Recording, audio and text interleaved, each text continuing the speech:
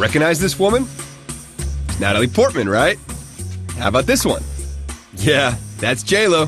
You probably recognize most of these famous faces, right? And they're all looking. Now we're going to show you the same photos again. But this time, I want you to keep your eyes focused on the yellow star in the middle of your screen. But stay aware of the photos with your peripheral vision. Notice anything weird in your peripheral vision? Are Hollywood's beautiful people suddenly looking a little less beautiful? Are you seeing some bizarre foreheads and oddly shaped faces?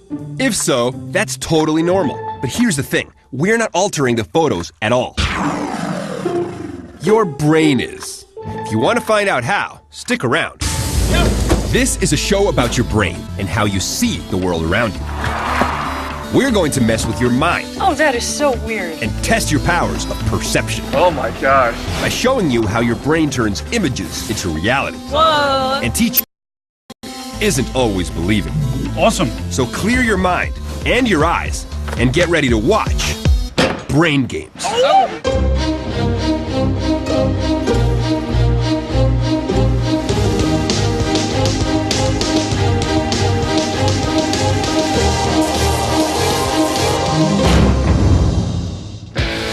We live in a visual world. And our visual perception is so important that even though we have 5 different senses, almost a third of our brain is devoted just to vision. And every waking moment, our eyes and brain are working overtime to make sense of the constant stream of visual information pouring in. So even as you sit back and watch this TV show, your brain is working hard to convert the images on your screen into objects that have meaning, like this one. It might not seem so interesting now, just a bunch of candles on the floor.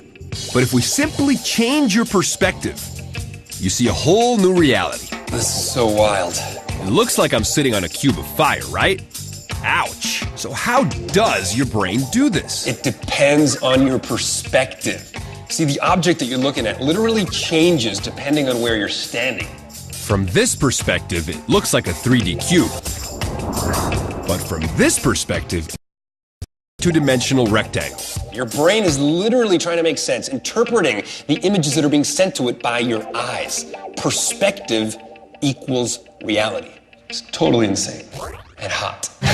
And one of the best ways scientists have found to reveal the tools your brain uses to build your reality is through optical illusions. To see what I mean, another look at those celebrity faces.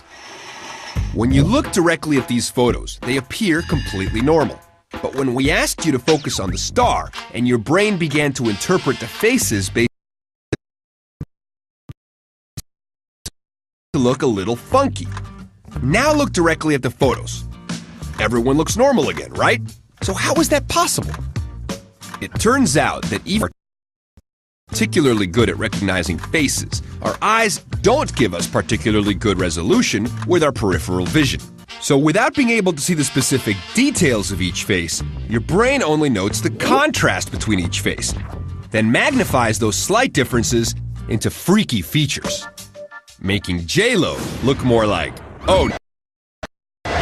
Even though your brain and eyes just worked against each other in this last game, normally they work together, like a high-functioning computer, software and hardware operating together in concert. But there are other situations where your body's software and hardware interact in ways that give you bizarre results. Like in this next game. All right, guys, so my friend is here. I mean, I'm 6'4". And I promise we aren't using any graphic tricks. This is a real person sitting here. So how big do you think he is? Hey, can you stand up for me for a sec?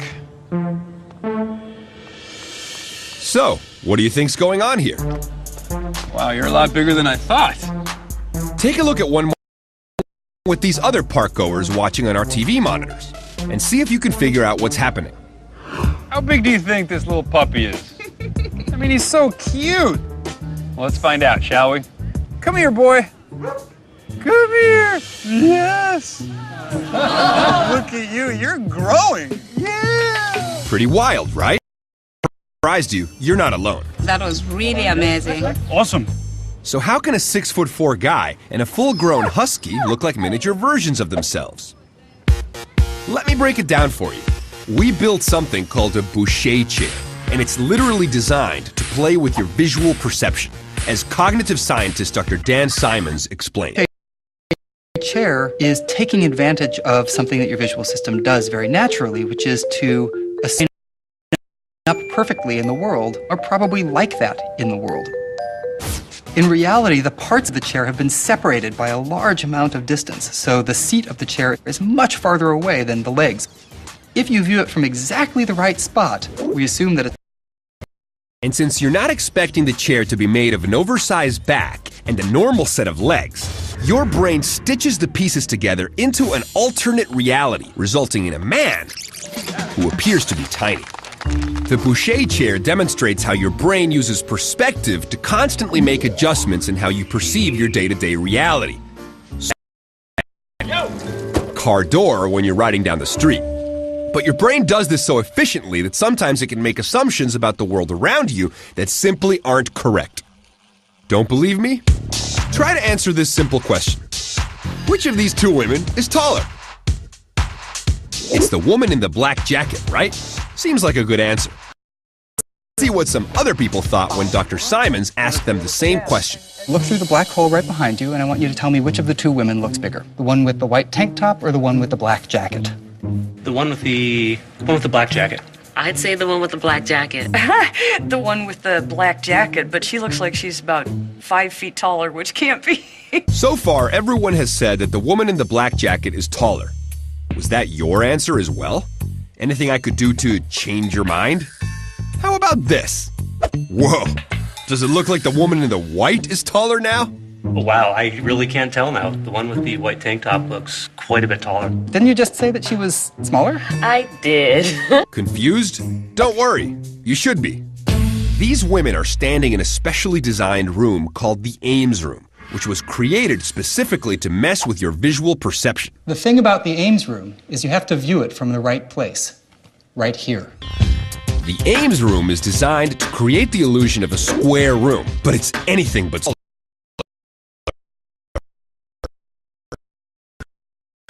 than they really are. And the floor is actually built at an angle so that whoever stands in the right corner appears gigantic. Pretty wild, huh? Why don't you guys move right to the center together? Oh, that is so weird. How'd you do that? The reason the Ames room works is because your brain is constantly drawing on past experiences to make assumptions about the world you see, utilizing valuable perspective cues like the lines where the walls meet the ceiling or the floor to help you judge the position and relative size of the objects around you. And since the perspective cues in the Ames room have been altered to make it look like a normal room, your brain simply does the math and says, hey, I guess the girl in the black jacket is really that tall. And for those of you keeping score at home, these two ladies are exactly the same size, 1.5 meters tall. As you're starting to see, your brain is quick to utilize any depth and perspective cues available to give you an accurate idea of what's happening around you, sometimes creating a reality that isn't always logical. But if enough of the visual and spatial cues make sense, you can suspend logic. Even when you know your brain's being tricked. And when it comes to tricking your brain, there's no specialist, Apollo Robbins. He's going to try to fool you in this next game. But if you've been paying close attention to what we've been teaching you, you might be able to figure it out. Illusions are all about the assumptions that your mind makes. The question is, what assumptions are you making right now?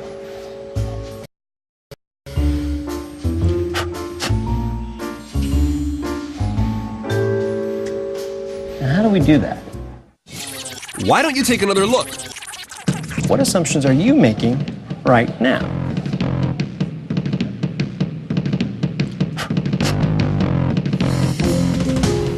Have you figured? How do we do that? If not, here's a clue.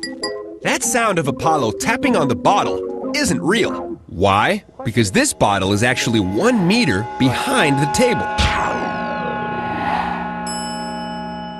But your brain used the visual cues available and assumed the champagne was right next to Apollo. probably didn't guess was that Apollo's assistant was in on this illusion as well. So as soon as Apollo held up the napkin, his assistant quickly pulled the bottle to the ground, creating the illusion that it simply disappeared. Great, cut. Did you catch that one? If you didn't, it's no big deal. Come here, boy. All of the illusions you've seen so far are designed to expose just how much lies on visual perception to build a trustworthy reality.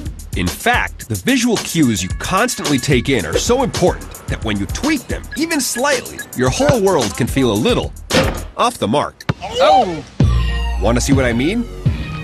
We're meeting up with Dr. Dan Simons again, along with some sharpshooters from the New York City Basketball League. Pretty dead on from just about anywhere on the court. So what do you think will happen if we shift their perspective? Okay, so what I'd like you to do is wear these funky goggles when you do your shooting. We outfitted these players in some special prism goggles, and like extremely high-powered glasses, the lenses in these goggles bend and refract the light so much, everything seen through them appears shifted 30 degrees to the right. So, what do you think will happen when he takes his first shot? All right, these glasses shifted your vision off to the side by about 30 degrees. What looked like straight ahead is actually way over there. It's kind of a strange feeling, knowing that your eyes, are lying. Think you'd be able to sink a free throw if your eyes were lying to you? Why don't you test your visuals in this next game? Here's where the basketball hoop would appear to be if you were wearing the goggles. Knowing they shift everything 30 degrees to the right, can you guess where the... Is it position 1, 2, 3, or 4? Got your answer? Okay, let's remove the lenses. Is in position number 2. Would you have made your shot, or would you have missed, like this guy? When I took my first couple of shots, I'm thinking, okay, this is gonna be easy. Glasses really threw me off. All right, one more, let me get one more. What's incredible about your brain, though, is that it knows how to adapt to this kind of visual. Once it realizes that something's off, it quickly readjusts your spatial sense. So even though you're still seeing things crooked, you can adapt and make your shots. Crazy, right? Now what I'd like you to do is take the glasses off and go ahead and take a free throw shot again. So with the world back to normal, he'll be able to sink every shot again, right? Oh my. What you expected would happen? So your body had adapted to the basket being shifted off, and now you're go the other direction. Getting closer though, you're back to the rim. So what other visual perception tools does your brain use to make sense of the world around you? Well, one of the most fundamental mechanisms at work is your ability to perceive motion. And without it, you'd have a lot of trouble now life and making sense of even the simplest things you see. Don't believe me? Take a look at this spinning ballerina. We've got a question for you, but take a second to really think about it before you answer. Which direction is she spinning? Is it clockwise? Or is it counterclockwise?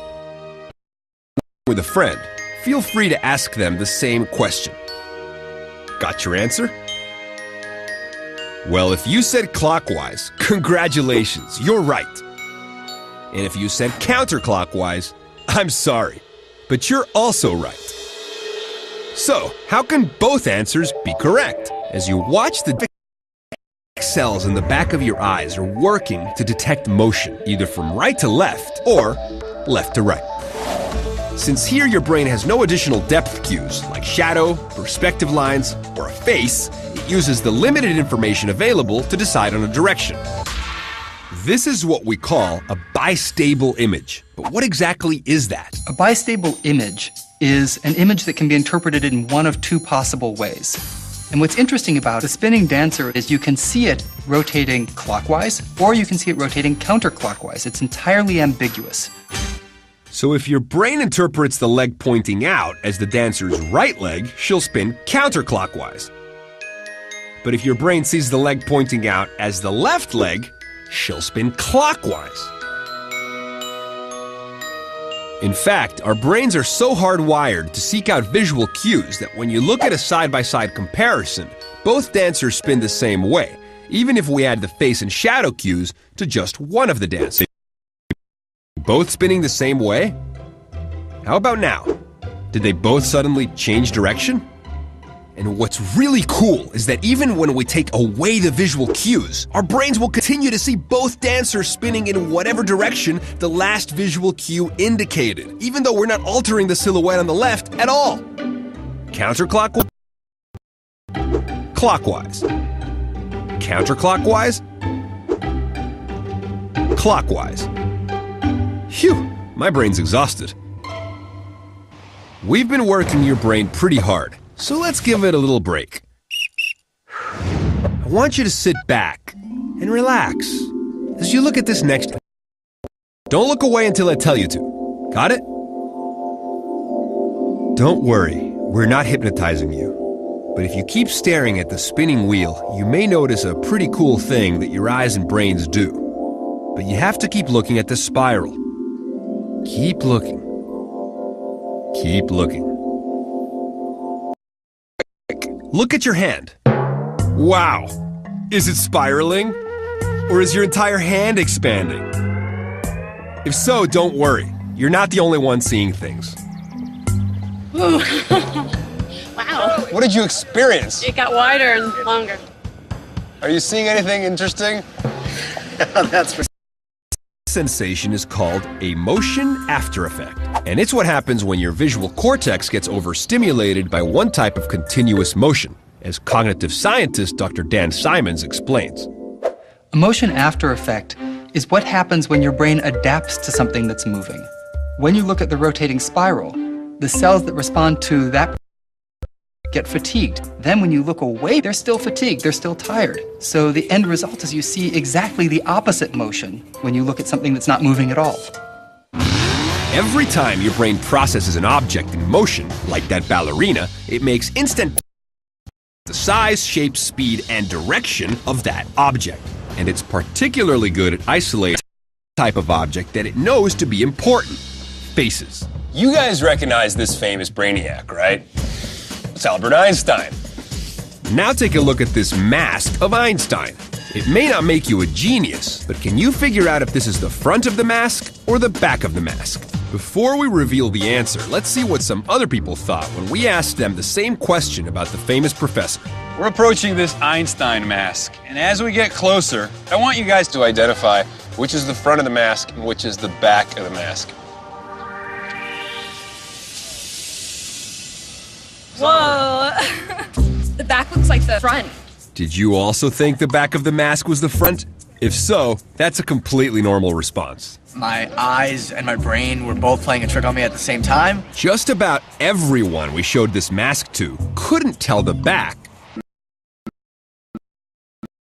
The hollow face illusion reveals something that our visual system does quite well, which is to try and make sense of the world in the most typical way it can. We're used to seeing normal faces, not faces that are hollowed out. And your visual system assumes that when it gets something ambiguous that could be a face, that it must be a face. Your brain was just tricked because humans are hardwired to see faces, especially when it's faces you recognize easily, like the one you just saw. But what do you think would happen if we made this big brainiac a little smaller? Wow, sorta looks like another famous face now, doesn't it? I promise, we haven't changed image. We've simply changed your perspective. So why does Albert Einstein suddenly look like Marilyn Monroe? Well, it doesn't work with every picture of Einstein, just with this specially created illusion, where the two icons have been superimposed on top of each other to make a brand new hybrid image.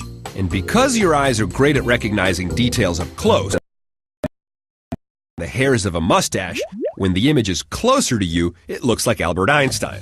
But as the distance between your eyes and the photo increases, your ability to pick out all of the details literally fades away, until just the broader, more general features are visible, like the shape of someone's mouth, nose, and hair, magically transforming this image into Marilyn Monroe. Amazing how a little perspective can go a long way. You've seen just how quickly your brain identifies the presence of faces, but sometimes you don't need an entire face. Often just a few simple lines are enough to create a visual map of the world around you, like in this next game. Take a look at this. Our team appears to be preparing to paint the room, right? Well, not exactly. They're actually creating what's known as anamorphic art. So, are you ready to see the final product? It's pretty cool. Cube floating in the middle of a doorway, right?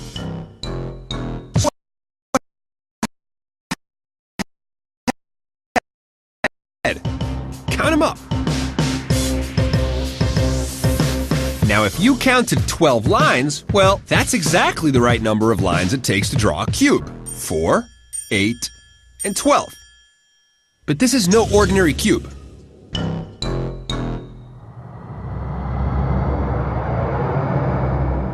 It actually took... So why did your brain convert these 20 angled lines into the 12 perfect lines of a cube? Well, just like with the Boucher chair or the Ames room, here your brain used its past experience to decide that, well, okay, these lines seem to...